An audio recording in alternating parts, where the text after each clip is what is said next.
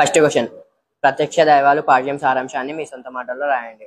ధర్మ సూక్ష్మ ధర్మవ్యాధుడు కౌశికుని దగ్గరకు వచ్చాడు. ధర్మవ్యాధుడు కౌశికునితో అన్నాడు, ఓ మహర్షి, నీ వంటి ఉత్తమ కుమారుడు ఉండగా మాకేమీ లోటు ఉంది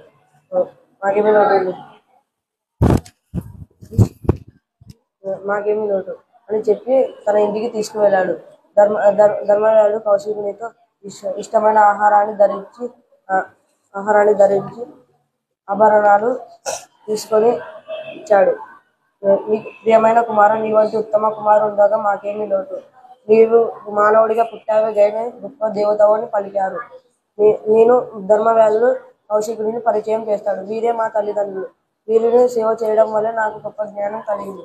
తల్లిదండ్రులను సేవ చేస్తే జ్ఞానం కలిగిందని చెప్పారు. నేను ఇతర దేవతలను పూజించను. గృహస్థ ధర్మం తల్లి, తండ్రి, అగ్ని, ఆత్మ అనే 5 పూజించాలి. ప్రతివతకు పంపాగా వచ్చి